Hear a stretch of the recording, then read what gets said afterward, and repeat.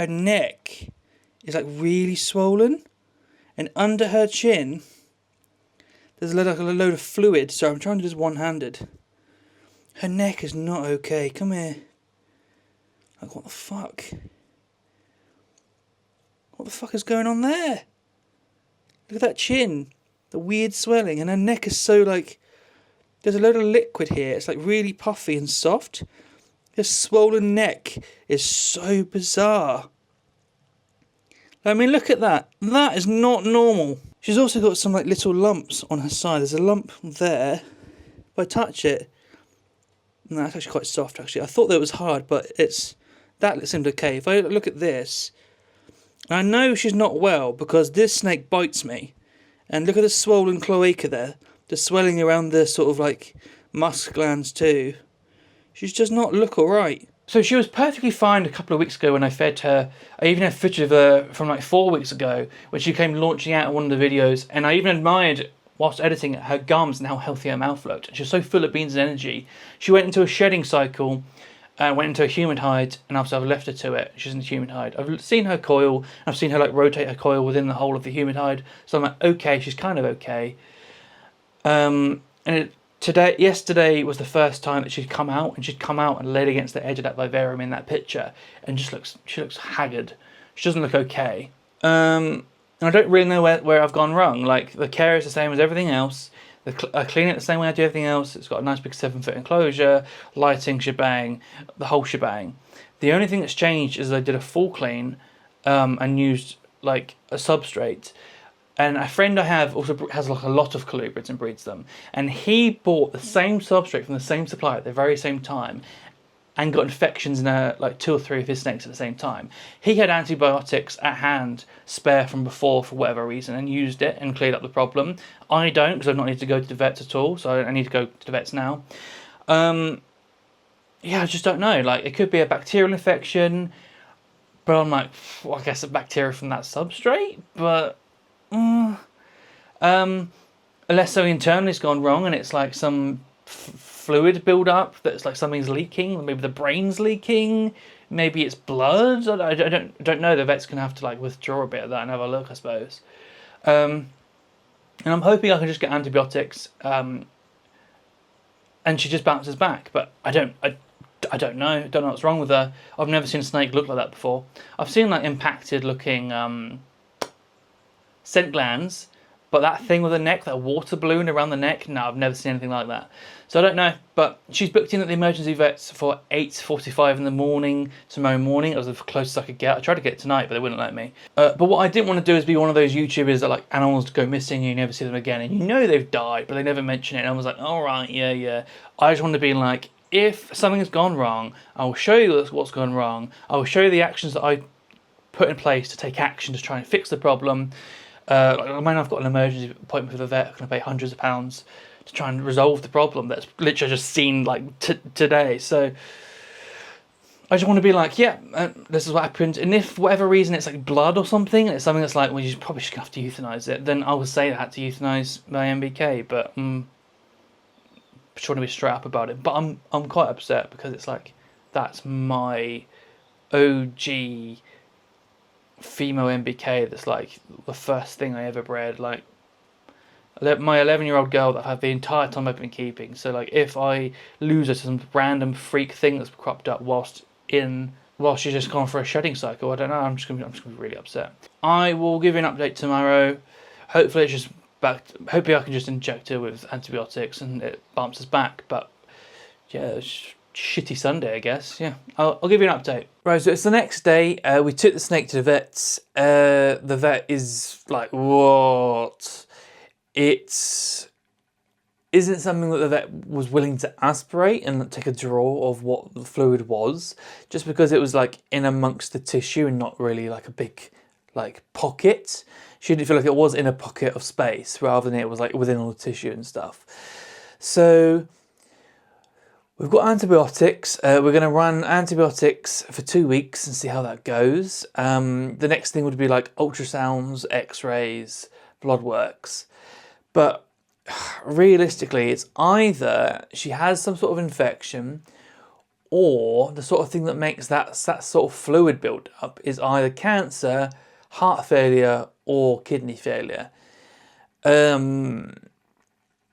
Of which we have to have the conversation of, well, what are we going to do tests for? If it's one of three things that are basically like a death sentence, what is the point in doing bloods if you know that option A, B, or C is basically the animal will die, and it's just a case of pain management and stuff to like relieve symptoms.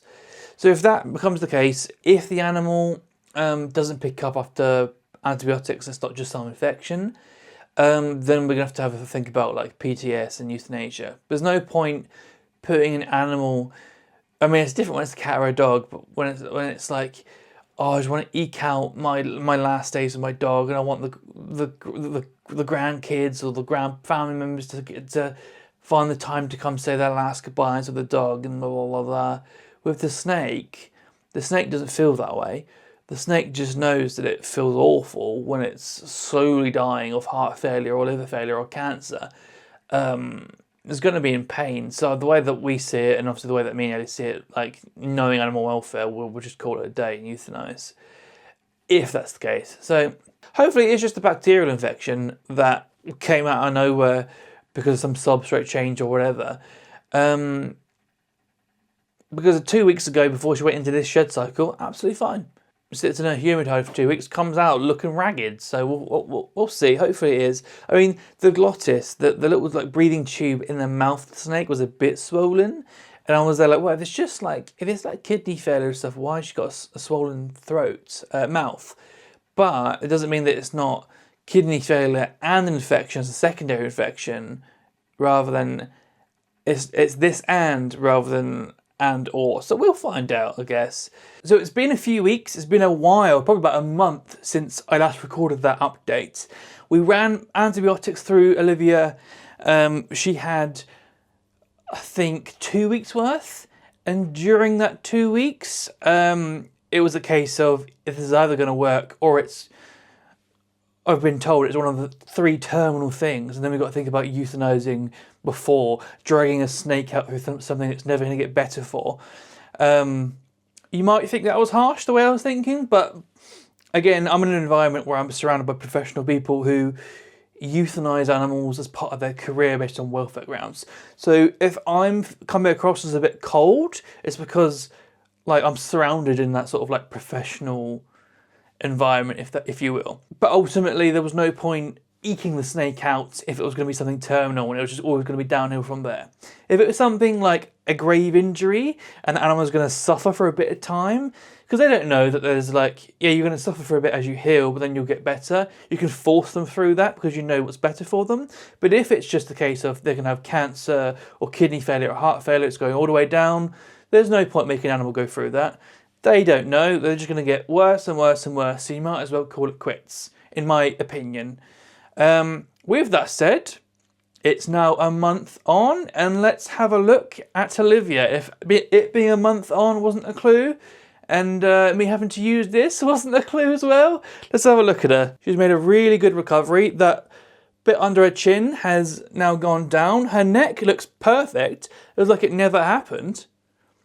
It's hard for me to show you what she's moving. Hello, love. Hello. But yeah, she looks phenomenal. It's gone right down. You wouldn't even know. It's thinned out. All that fluid has gone. Her back end, like, there's a bit of lumpiness. I'll have to show you another way on her like scent glands, but other than that, I think she looks really good. I mean, it's substantially down from where it was before, so I'll have to keep an eye on that and have a think about that. But if we look at this, there's a bit of bulbousness here, but that is substantially down from where it was before. Honestly, I'm so happy. So happy she's healthy. So she looks good, but I'm going to keep an eye on her just in case, like, again, the bacterial infection wasn't something secondary, there isn't something more serious going on. If it is just a case of like a bacterial infection from substrate, that's very unusual. I haven't had that in any other snakes I've used that exact substrate for. It might just be a bad batch. Who knows? But I hope you appreciate that whatever happened, I was going to share it with you. I think it's a cautionary tale of like, when you notice something, get to the vet straight away. I did that. Honestly, I think if I'd left that or I hadn't noticed that in time, I do think the snake was going to die itself. Even if this was a simple bacterial infection, I think she would have died from it because she wasn't masking it off. It wasn't going to get better on its own. I think that was an antibiotics situation. Ultimately, I spent like £115 and I might have just completely resolved the issue. So go to the vet. Yeah, happy update for you. If you like the videos and you like the transparency, subscribe and I'll see you. And then, why am I starting? I feel like I'm gonna cry. This is a happy thing and I'm like tearing up. Subscribe if you like the transparency. There you go.